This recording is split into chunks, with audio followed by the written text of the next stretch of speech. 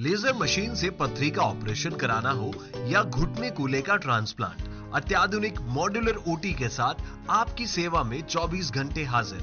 सेहत का सच्चा साथी डू किया हॉस्पिटल, गणपति नगर, मंडावा रोड, झुंझुनू।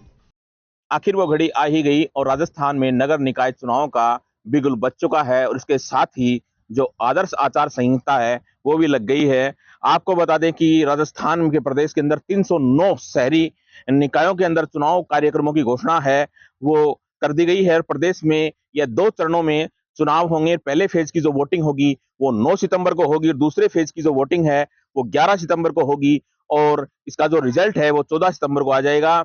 और जो 24 अगस्त को निकाय चुनाव की अधिसूचना जारी होने के साथ ही नामांकन शुरू हो जाएंगे। 3 सितंबर तक नाम वापसी होगी। निकाय प्रमुखों का चुनाव 21 सितंबर को होगा, जबकि उपाध्यक्ष का चुनाव 22 सितंबर को होगा। इसी दिन नगर निगम, नगर परिषद और नगर पालिकाओं की साधारण सभा की बैठक होगी और उसी बैठक में डिप्टी मेयर, उप सभापति, नगर पालिका उपाध्यक्ष के चुनाव होंगे। निकाय चुनाव के कार्यक्रम की घोषणा के साथ ही सभी 309 शहरी निकायों में तत्काल प्रभाव से आचार संहिता है वो लागू हो गई है। और आपकी जानकारी के लिए बता दें, इस आचार संहिता के अंदर मंत्री और नेता सरकारी गाड़ी शहरी निकायों के चुनाव में प्रचार नहीं कर सकेंगे। मंत्री अगर चुनाव प्रचार करने जाते हैं तो सरकारी गेस्ट हाउस में नहीं रुक सकेंगे। नई घोषणाएं, सरकारी उद्घाटन और शिलान्यास इत्यादि कार्यक्रम है वो नहीं हो पाएंगे।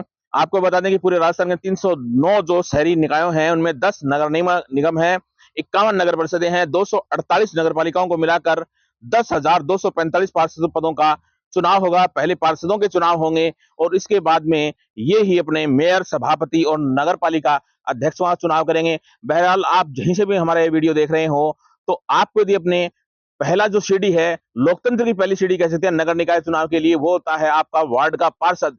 आप ऐसे पार्षद को चुने जो कर्मठ हो, काम करने का इच्छुक हो। आपने बार बार एक ही पार्षद को अपने वार्ड से बना दिया है लेकिन आपके वार्डों की हालत में कोई सुधार नहीं हुआ है तो उसके जिम्मेदार वो पार्षद नहीं है, आप हैं। तो इसलिए हम आपको कहना चाहेंगे कि अच्छा जो कैंडिडेट है उसको आप वोट दीजिए। जरूर नहीं है कि उसका बड़ा कोई चेहरा हो, नया हो, युवा हो, जो काम करने का इच्छुक हो, कार्य क्षमता हो जिसके अंदर, उसको आप चुनिए ताकि एक अच्छा पार्षद आपके साथ चुन के जाए। और अच्छा पार्षद ही चुन के जाएगा तो एक अच्छा नगर परिषद को जो सभापति मिलेगा, या नगर निगम है तो महापौर मिलेगा और एक अच्छे शहरी सरकार हमारे जो पूरे प्रदेश में देखने को मिलेगी। और शहरों की जो स्थिति है वो किसी से छुपी हुई नहीं है। सड़कों के गड्ढे हैं और दुर्दशा शहरों की बनी हुई है। झुंझुनू की अपन विशेष रूप से बात करें तो झुंझुनू के आप किसी वार्ड में चले जाएं, कोई भी वार्ड, एक भी 60 वार्डों में ऐसा नहीं होगा जो दावा कर सके कि साहब मेरे वार्ड में कोई समस्या नहीं है। इसलिए आपको सरकार चुनने का वादा, जो मौका सामने आया है, बिल्कुल निष्पक्ष रूप से और एक मजबूत और दृढ़ इच्छा शक्ति के व्यक्ति को आप चुनाव में चुने। धन्यवाद।